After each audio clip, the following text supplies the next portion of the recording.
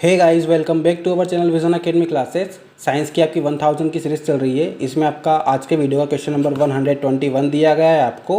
Bauxite निम्नलिखित में से किसका प्रमुख अयस्क है? तो बॉक्साइट जो है आपका वो एल्यूमिनियम का अयस्क है।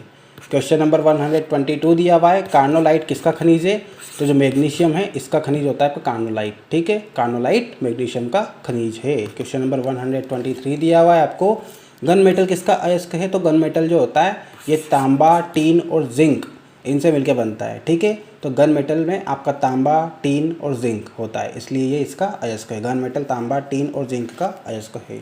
क्वेश्चन नंबर 124 दिया हुआ है, लहसुन की अभिलाक्षणिक गंध का कारण क्या है? तो सल्फर यौगिक जो होते हैं ये आपकी लहसुन की अभिलाक्षणिक गंध का कारण होते हैं। ठीक है, लहसुन में आपके बहुत से सल्फर यौगिक होते हैं, इनकी वजह से आपकी लहसुन की गंध आती है। क्वेश्चन नंबर 125 दिया हुआ है, जल में आसानी से घुलनशील है। जो नाइट्रोजन है आपकी वो जल में आसानी से घुलनशील है। ठीक है, जल में आसानी से घुल जाती है आपकी नाइट्रोजन। और नाइट्रोजन का उपयोग आप जैसे चिप्स वगैरह की जो थैलियाँ होती है उनमें भी नाइट्रोजन गैस भरी जाती है। क्यों? क्योंकि नाइट्रोजन जो होती है वो उन खाद्य पदार्थों को जल्दी ख़राब होने से बचा लेती है, इसलिए नाइट्रोजन गैस का प्रयोग किया जाता है। क्वेश्चन नंबर 126 से दिया हुआ है आपको, भारी जल एक प्रकार का है। भारी जल जो है मंदक के रूप में कार्य में लिया जाता है। आपका जो रिएक्टर होते हैं उनमें भारी जल का प्रयोग किया जाता है। क्यों? क्योंकि जो रिएक्टर है वो काम करते करते गर्म हो जाते हैं, तो उनको जब ठंडा किया जाता है तो भारी जल से ही किया जाता है। ठीक है, ये आपका कठोर जल बोलते हैं। कठोर जल मंदक के रूप में काम करने में यूज़ होता है। क्वेश्चन नंबर 127 दिया हुआ है आपको, इनमें से कोलाइड नहीं है। तो जो रक्त है आपका ये कोलाइड नहीं है। ठीक है, रक्त आपका कोलाइड नहीं होता है। क्वेश्चन नंबर 128 दिया हुआ है, पनीर निम्न का उदाहरण। पनीर किसका उदाहरण है? पनीर जेल का उदाहरण है। ठीक है, जेल के अंदर आता है आपका पनीर। ठीक है, क्वेश्चन नंबर 129 दिया हुआ है, माचिस की तीली के एक सिरे पर लगा मसाला निम्नलिखित में से मिश्रण है। लाल फास्फोरस और गंधक का। ठीक है, जो माचिस की तीली के ऊपर जो मसाला लगा होता है आपका वो किस किस का मिश्रण होता है? वो लाल फास्फोरस और गंधक दोनों को मिला के मिश्रित करके वो मसाला आपकी माचिस की तीली के उसी रख पर लगाया जाता है। ठीक है, क्वेश्चन नंबर 130 दिया हुआ है, निम्नलिखित में से कौन सा एक प्रकृति में अचुंबकीय है? तो ऑक्सीजन जो है ये आपका अचुंबकीय है। ठीक है, प्रकृति में अनुचुंबकीय पदार्थ कौन सा है आपका? ऑक्सीजन। क्वेश्चन नंबर 131 दिया हुआ है, जो तत्व ऑक्सीजन पर प्रतिक्रिया नहीं करते वह है। जो तत्व ऑक्सीजन पर प्रतिक्रिया नहीं करते वो आपका आयोडीन। ठीक है, आयोडीन ऑक्सीजन से क्रिया नहीं करता है। ठीक है, क्रिया प्रतिक्रिया नहीं करता है आपका आयोडीन। क्वेश्चन नंबर 132 दिया हुआ है, निम्न में से कौन सर्वाधिक स्थायी तत्व है? तो जो शीशा होता है ये सर्वाधिक स्थायी तत्व होता है आपका। ठीक है, क्वेश्चन नंबर 133 दिया हुआ है, निम्नलिखित में से क्या जल से कौन जल से हल्का है? तो जो सोडियम होता है वो जल से हल्का होता है। ठीक है, सोडियम आपका जल में तैरता है। ठीक है, सोडियम आपका जल में तैरता है। क्यों? क्योंकि वो जल से हल्का होता है। क्वेश्चन नंबर 134 दिया हुआ है, सामान्यतः ट्यूबलाइट में कौन सी गैस भरी जाती है? तो आर्गन के साथ मरकरी वेपर।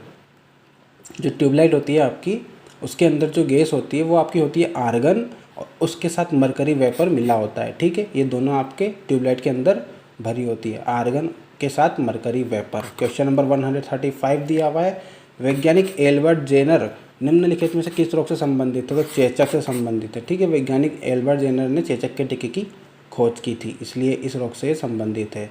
ठीक है, एडवर्ड जेनर ने चेचक के टीके की खोज की थी, ध्यान रखना। क्वेश्चन नंबर 136 से दिया हुआ, मानव में गुर्दे का रोग किस प्रदूषण से होता है? तो कैडमियम की वजह से आपका गुर्दे का रोग होता है। गुर्दे होते हैं किडनी। ठीक है, किडनी बोलते हैं इन्हें। किडनी का जो रोग होता है आपको कैडमियम की वजह से होता है, इनके प्रदूषण की वजह से होता है। क्वेश्चन नंबर 137 दिया हुआ, बीसीजी का टीका निम्न में से किस बीमारी के बचाव के लिए लगाया जाता है? जो क्षय रोग होता है आपका इसके लिए बीसीजी का टीका लगाया जाता है। ठीक है, जो क्षय रोग होता है आपका टेटेनस का टीका लगाया जाता है, बीसीजी का टीका बोलते हैं इसे, इसी में लगाया जाता है ये। ठीक है, क्वेश्चन नंबर 138 दिया हुआ है आपको, प्रकाश संश्लेषण के दौरान पैदा होने वाली ऑक्सीजन का स्रोत क्या है? तो जल आएगा इसका आंसर। ठीक है, प्रकाश संश्लेषण के दौरान पैदा होने वाली जो ऑक्सीजन है उसका मुख्य स्रोत क्या होता है आपका? जल ही होता है। ठीक है, प्रकाश संश्लेषण की प्रक्रिया पता ही है आपको। पौधे कार्बन डाइऑक्साइड लेते हैं और प्रकाश लेते हैं और उससे फल बनाते हैं, और जो पौधे होते हैं वो ऑक्सीजन को रिलीज़ करते हैं। ठीक है, ऑक्सीजन को छोड़ते हैं और जो मनुष्य होते हैं वो ऑक्सीजन को ग्रहण करते हैं और कार्बन डाइऑक्साइड को छोड़ते हैं। ठीक है, क्वेश्चन नंबर 139 दिया हुआ है, पौधों का कौन सा भाग श्वसन क्रिया में कार्य आता है? पौधों का कौन सा भाग श्वसन क्रिया करता है? जो पत्ती होती है वो आपके श्वसन क्रिया का कार्य करती है, ठीक है। कि जैसे कि हम मनुष्य हैं, हम सांस लेने का काम करते हैं, ठीक। ऐसे ही पौधे जो होते हैं उनमें श्वसन क्रिया का कार्य कौन करता है? जो पत्ती होती है वो श्वसन क्रिया का कार्य करती है। मनुष्य में कौन करता है? मनुष्य में आपको हृदय करता है, ठीक है। हृदय आपका सांस लेता है और छोड़ता है, ठीक। फेफड़े भी होते हैं। क्वेश्चन नंबर 140 दिया हुआ है, कच्चे फलों को कृत्रिम रूप से पकाने के लिए किस गैस का प्रयोग किया जाता है?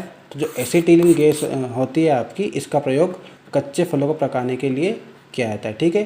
कृत्रिम फलों को पकाने के लिए एसिटिलीन गैस का प्रयोग किया जाता है, इसलिए आपके जो फल है वो जल्दी पक जाते हैं, ठीक है। देखा होगा अपने मार्केट में आम का सीज़न आने वाला होता है, उसके पहले ही आपके बड़े बड़े आम मार्केट में आ जाते हैं। वो इसी वजह से आते हैं कि जो एसिटिलीन से उनको पका दिया जाता है पहले ही, ठीक है। तो आई होप आपको वीडियो पसंद आया होगा। अगर वीडियो पसंद आया तो प्लीज़ लाइक कीजिए। मिलते हैं अगले वीडियो में, तब तक के लिए ध्यान रखिए अपना। Thank you guys.